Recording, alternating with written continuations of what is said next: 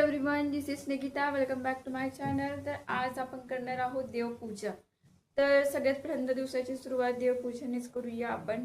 तर चला तर मग स्टार्ट करूया.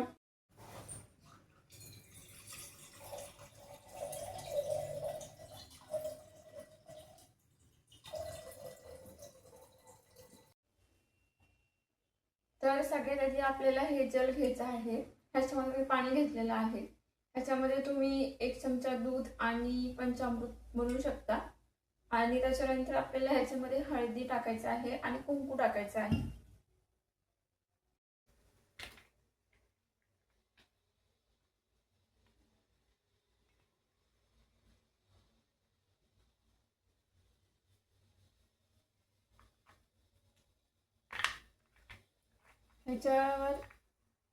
ह्याच्यामध्ये आपण हळदी कुंकू घ्यायचं आणि तांब्यामध्ये 1 चिमूटभर हळदी कुंकू टाकायचं आणि त्याच्यानंतर अष्टगंध उघडायचा आणि तो पाण्यामध्ये टाकायचा.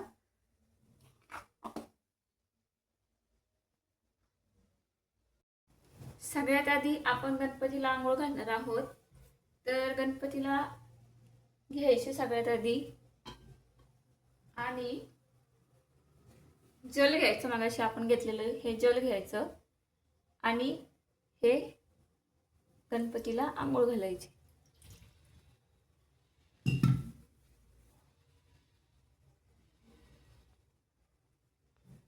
त्यानंतर हळदी कुंकू लावायचं गणपतीला आणि अष्टगंध लावायचा.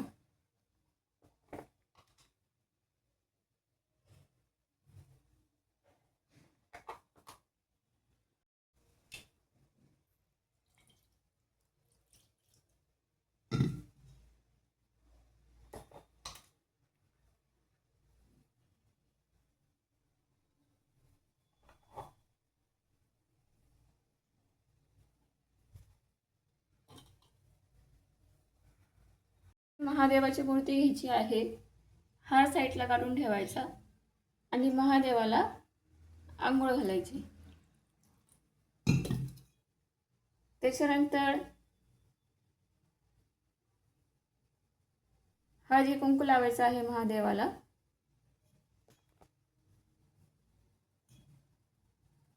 ही आहे आपली घरातली आणि त्याच्यावर जल हे करायचं आहे, ओतायचं आहे. त्याच्यानंतर पिंडीला हळदी कुंकू लावायचं.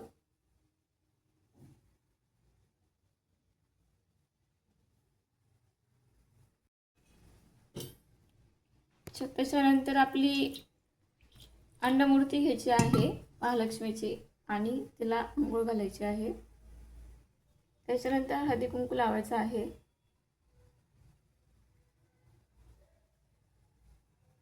हनुमानची मूर्ती घ्यायची आहे. हार काढून ठेवायचा आणि आंघोळ घालायची. इथे आमच्याकडे छोटे छोटे हार आहेत देवाला, तर आम्ही ते देवांसाठी आणलेले आहेत. त्याच्यानंतर हळदी कुंकू लावायचं हनुमानला आणि अष्टगंध लावायचा. त्याच्यानंतर जो हार आहे तो देवाला आपण घालायचा आहे. नंतर श्रीराम, लक्ष्मण आणि सीता आणि हनुमानची मूर्ती घ्यायची आहे. हार काढून ठेवायचा आणि जल प्राशन केले. त्याच्यानंतर हळदी कुंकू लावायचं सीता देवीला, अष्टगंध लावायचा लक्ष्मण, श्रीराम आणि जय हनुमानला आणि जो हार आहे आपण काढून ठेवलेला तो घालायचा. त्याच्यानंतर मी इथे महालक्ष्मीची मूर्ती घेतलेली आहे. जल प्राशन केले आणि हळदी कुंकू वाहिले देवीला. विठ्ठल रुक्मिणीची मूर्ती घेतलेली आहे. हार काढून ठेवला मी इथं आणि देवाला जलप्राशन केले आणि त्याच्यानंतर हळदी कुंकू लावले रुक्मिणीला, अष्टगंध लावला विठ्ठलाला आणि हार जो आपण काढून ठेवलेला आहे तो इथे मी घातला देवाला. त्याच्यानंतर मी इथे बालाजीची मूर्ती घेतलेली आहे. बालाजीला आंघोळ घालत आहे. त्याच्यानंतर अष्टगंध वाहत आहे देवाला आणि महालक्ष्मीची मूर्ती घेतलेली आहे आणि इथे मी आंघोळ घालत आहे आणि देवीला हळदी कुंकू वाहिले, देवाला अष्टगंध लावला. त्याच्यानंतर इथे मी कासव घेतलेले आहे घरातले, त्याला पण आंघोळ घालायची आहे. त्याच्यानंतर हळदी कुंकू वाहिले, अष्टगंध लावला. अशा प्रकारे सगळ्या देवांना आंघोळ घालून झालेली आहे. अशा रीतीने बघा सगळ्या देवांना आंघोळ घालून मी ताटामध्ये ठेवलेले आहे. आणि आता आपल्याला हे देव मंदिरामध्ये ठेवायचे आहेत. तुमच्याकडे जर फुलं असेल किंवा पंचामृत असेल सध्या, तर तुम्ही ते यूज करू शकता. सध्या माझ्याकडे नाही आहे, तर मी त्याच्यामुळे जल इथे यूज केलेलं आहे. तुम्ही तुमच्या अकॉर्डिंग तुमच्याकडे जे सामान असेल देवपूजेसाठी ते तुम्ही यूज करू शकता. अशी आपण देवाची जी आंघोळ आहे ती पूर्ण केलेली आहे. देवाला हळदी कुंकू अष्टगंध लावलेला आहे आणि ताटामध्ये देव काढून ठेवलेले आहेत. आता आपल्याला ते मंदिरामध्ये ठेवायचे आहेत एक एक करून. आता आपल्याला आरती लावायची आहे. तेल घ्यायचं आहे. देवासाठी मी सेपरेट काढून ठेवलं, ते तेल घेतलं, आरतीमध्ये ओतलं. त्याच्यानंतर काळीपिठी घ्यायची आणि त्याच्यानंतर दिवा लावायचा आहे.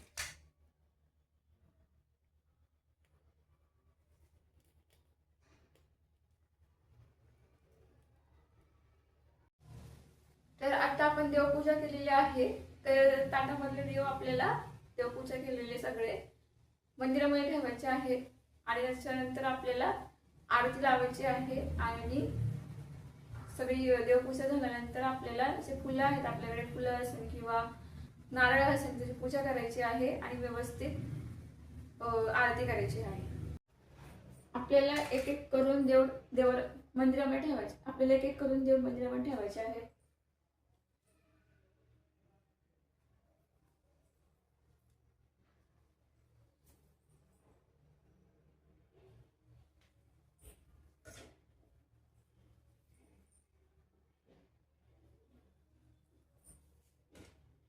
हनुमानजी घेतलेले आहेत. हनुमान ठेवलेले आहेत. विठ्ठल रुक्मिणीची मूर्ती आहे, ही आपण इथे ठेवलेली आहे.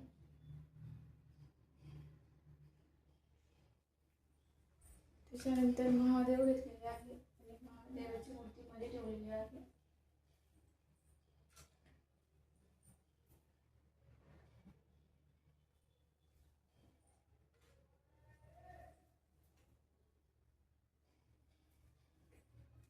पिंड घेतलेली आहे महादेवाची, मध्ये ठेवायची.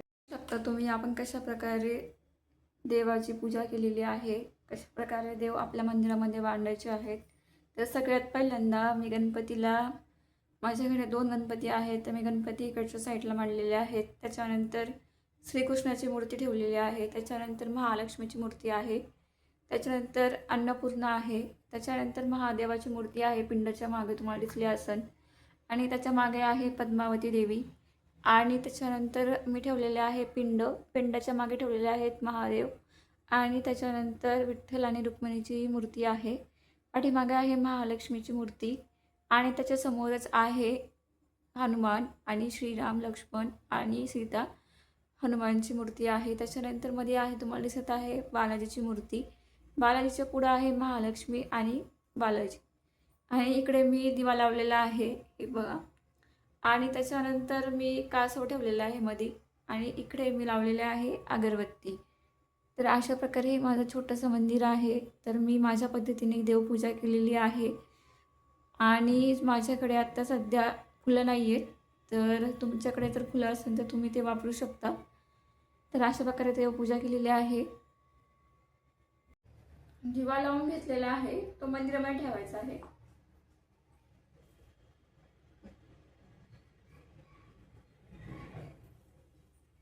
आरती करणार आहे गणपतीची, छोटीशीच आरती करणार आहे. साध्या पद्धतीने आरतीच यूज करणार आहे मी.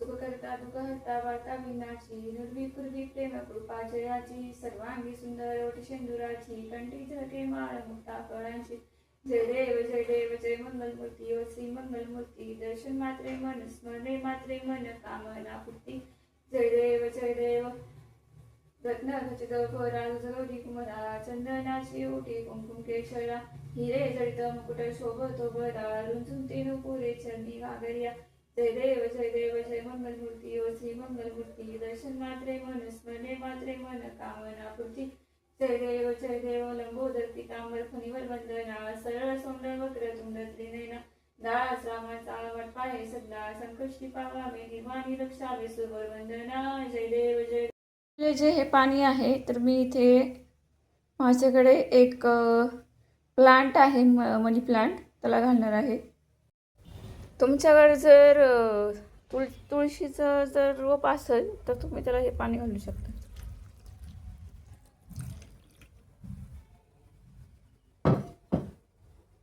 तर अशा पद्धतीने मी देवपूजा केलेली आहे. मला आशा आहे की तुम्हाला माझी देवपूजा आवडली असेल. तर मी साधीच देवपूजा केलेली आहे. तर अशा पद्धतीने मी देवपूजा केलेली आहे. आय होप तुम्हाला देवपूजा आवडेल मी केलेली. तर देवपूजा केली की आपलं मन शांत होतं. जी आपल्याला कटकट असते आपल्या दिवसभराची किंवा त्रास असतो तो विरंगुळ आपलं निघून जातो आणि मन शांत होते. देवाची भक्ती केल्याने मन प्रसन्न होते. तर नक्की सबस्क्राईब करा माझ्या चॅनलला. Thank you all.